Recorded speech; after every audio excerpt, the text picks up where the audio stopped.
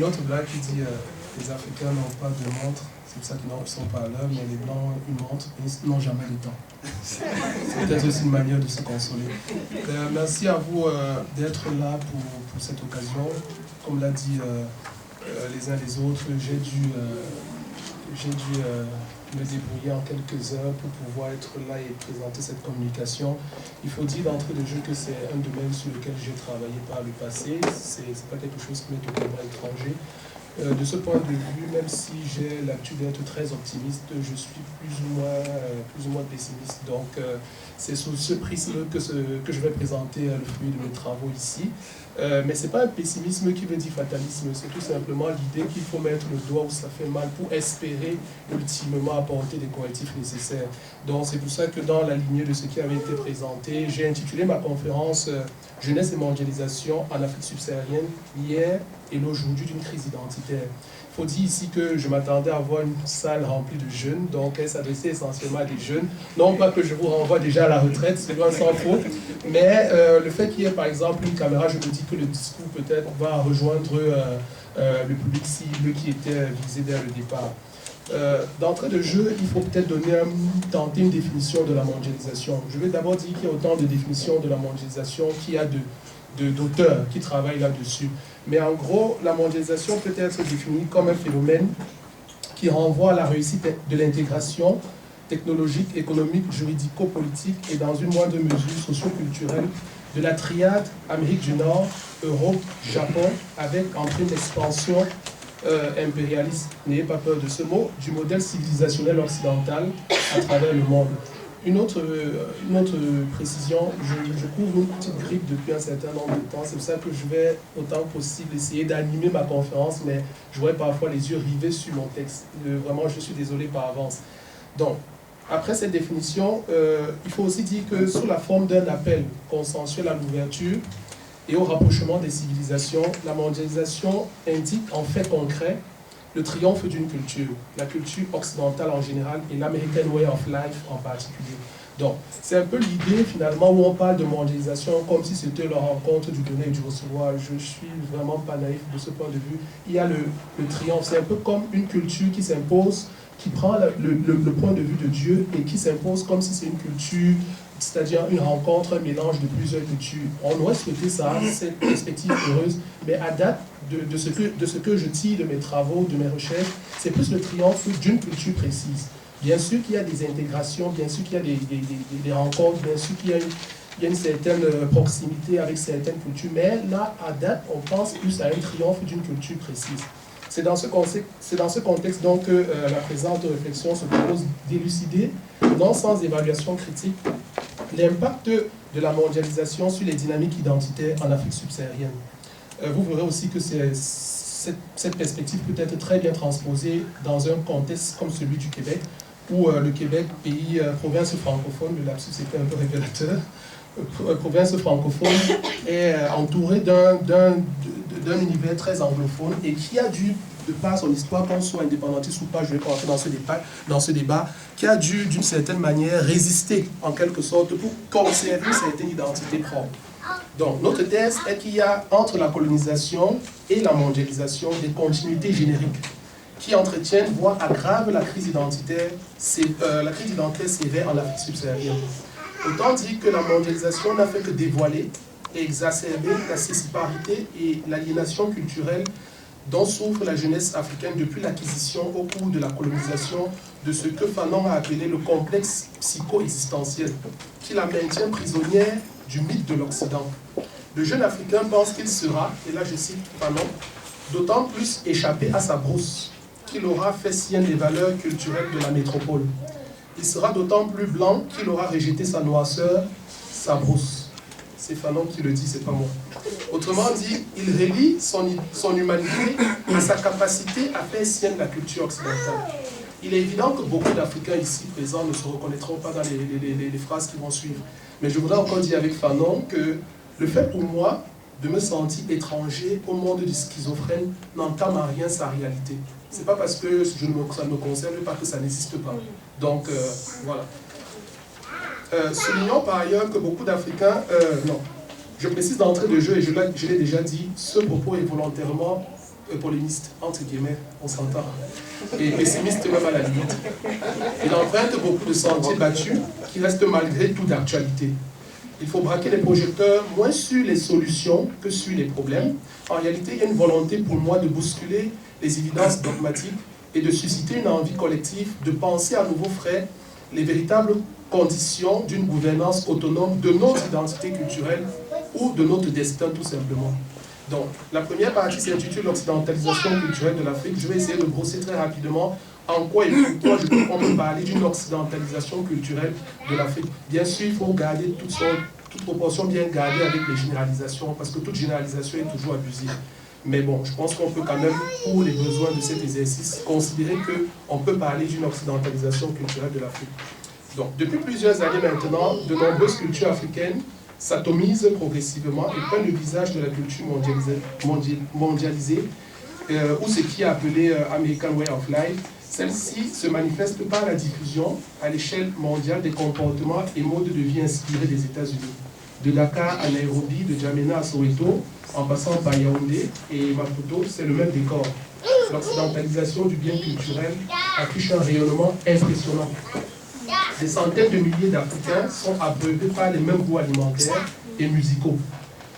Ils se flattent de ne s'habiller, là je mets entre guillemets, qu'en grisaille, venue de l'Occident. Je pense que je n'y échappe pas ce soir.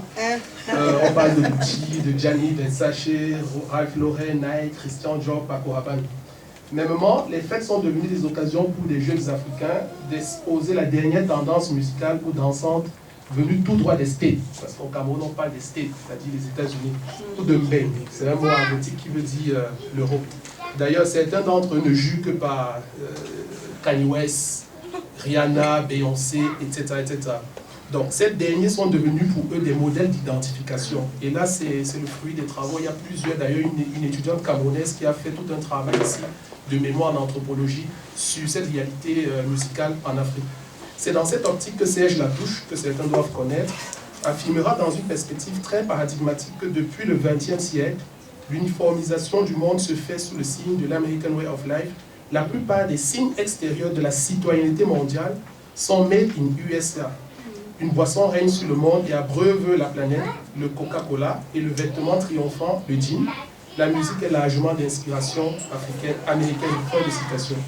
Soulignons par ailleurs que beaucoup d'Africains se désintéressent et ne savent pas ou plus parler leur langue maternelle. Je dois vous dire que j'éprouve beaucoup de difficultés quand je rentre au Cameroun. Et c'est triste à dire. Il est évident que au maximum, ils évitent au maximum le village et tout ce que cela renferme comme tradition. Ils se complaisent en singeant les modes de vie occidentaux jugés plus modernes, plus chic, plus young. L'instauration dans de nombreux établissements scolaires ou académiques africains d'une journée mondiale. Une journée mondiale durant laquelle les élèves sont conviés à s'habiller en tenue traditionnelle renseigne davantage sur la situation ici décrite. Moi, j'étais encore au lycée, on avait déjà une journée du pain. Pour moi, ce n'est pas simplement l'idée d'une réappropriation d'une identité, ça témoigne plutôt d'un malaise. On est tenu, on est forcé quasiment de s'exprimer de cette manière. Donc, en notre sens, cette initiative, comme je le disais, dissimule mal une réalité, la dégradation progressive des identités culturelles de l'Afrique. Comme l'observe fort judicieusement le professeur Westerman dans The African Today, porter des vêtements européens ou des guenilles à la mode, adopter les choses dont l'Européen fait usage, ces formes extérieures de civilité, fleurir le langage indigène d'expression européenne, user des phrases empoulées, en parlant ou en écrivant dans une langue européenne, tout cela est mis en œuvre pour l'Africain pour tenter de parvenir à un sentiment d'égalité avec l'Européen et son mode d'existence. Fin de citation. Relativement aux médias, c'est le même son de cloche. Il y a une extraversion audiovisuelle majeure. Je vais prendre un exemple très simple. J'étais en porte-à-faux avec certains amis qui s'insurgeaient contre la médiatisation à outrance des attentats du Bataclan, de Charlie Hebdo et du Connecticut. Et ils s'étonnaient que c'est comme s'il y avait un traitement à géométrie variable selon qu'on est du centre de la périphérie. Centre pour Occident et périphérie pour le reste du monde. Oui, il y a matière à discussion, mais cela dit, lorsque chaque matin tu te réveilles avec RFI, à midi tu consommes France 24, Le soir, tu consommes TV5 et avant de te coucher, tu consommes Canal+. Ne t'attends pas à ce que les médias français parlent d'autre chose que leur réalité. Une des règles de base, je pense là sur le contrôle des journalistes dans la salle, c'est ce qu'on appelle le mort kilomètre. On commence d'abord par l'actualité qui est autour de soi. Donc, ne soyez pas surpris que certains aujourd'hui connaissent quasiment tous les départements français parce qu'ils écoutent tellement France 24 ou France 2, c'est-à-dire le Morbihan, etc., mais ne connaissent même pas la réalité qui se passe à 1 kilomètre. Et c'est une réalité que j'observe. Parfois, j'appelle ma mère, je lui dis, on vient de me dire qu'il y a eu un accident sur la route de Yaoundé-Bafoussam. Ah bon? Non, mais parce qu'elle était peut-être, bon, elle ne regarde pas tellement la télé, mais sans dire long sur le fait que parfois, cette extraversion culturelle, c'est pas simplement du fait que c'est imposé. Il y a aussi une tendance qui fait que nous-mêmes, on se soumet à cette extraversion audiovisuelle.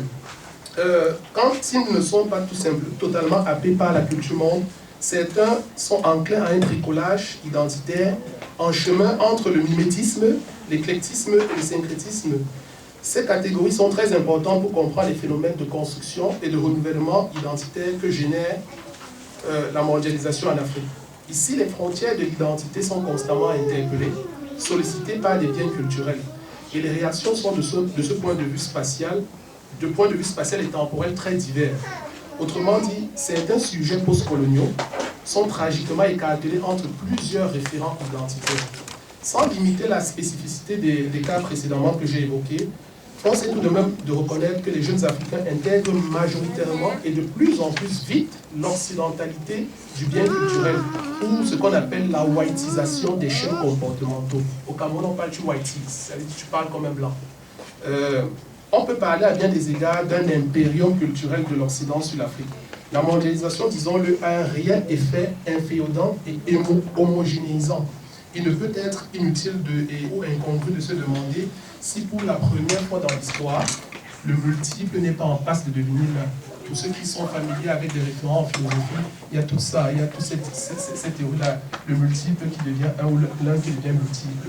Donc je me pose la question si à travers cette mondialisation sous le visage d'une culture précise, on n'est pas en train pour la première fois de se passer du multiple à l'un, du multiple à la tour de Babel. Une chose est donc certaine, il faut se poser quand même des questions où trouver les ressorts explicatifs de cet état des lieux, parce qu'il va sans dire qu'il y a une cause, il y a un mal profond. Donc, moi j'identifie deux causes principales, une causalité externe et une causalité interne. S'agissant de la causalité externe, je dis qu'il s'agit dans un premier temps de montrer que la mondialisation d'une culture entraîne inéluctablement la destruction de la culture du berceau dans lequel celle-ci se déploie. La réussite de la mondialisation sous le visage de l'American Way of Life ne peut se faire au détriment de certaines cultures et des cultures à travers le monde. Donc, en effet, l'expansion du modèle culturel d'un pays étant en grande partie liée à son pouvoir économique, les Occidentaux dépositaires de ce pouvoir ont de fait une influence culturelle immense sur les pays du sud du Sahara. Cette influence occasionne au passage une dégradation lente et continue de plusieurs cultures locales. Ne trouvant pas d'espace et de porte étendard pour leur épanouissement, celles-ci se trouvent inévitablement ringardisées. Bien plus, il est évident qu'une culture qui tend à se mondialiser ne peut se poser qu'en s'opposant à d'autres identités culturelles. La théorie de la loi de la jungle est l'image qu'il faut subordonner pour mieux appréhender ce que nous voulons exprimer ici. De même que dans la jungle, le plus fort a presque toujours raison, du plus faible. Ici également, les cultures des États les plus forts, économiquement, médiatiquement, militairement, diplomatiquement, écrasent systématiquement les cultures des États les moins influents. Il faut sortir, à mon sens, de cette vision illusoire, magnifique de la mondialisation où on se rencontre du pays des bisounours. Non, non, non. La culture aussi fait partie d'une diplomatie d'influence. Donc ça, il faut regarder ça en face. Et comme on dit, lorsqu'il s'agit des relations internationales, il n'y a pas d'amis, il n'y a que des intérêts qui comptent. C'est de la même manière. Et je le dis par la suite, il serait tout à fait naïf justement de penser que cette situation relève uniquement de la pure contingence des interactions socio-culturelles à l'échelle mondiale.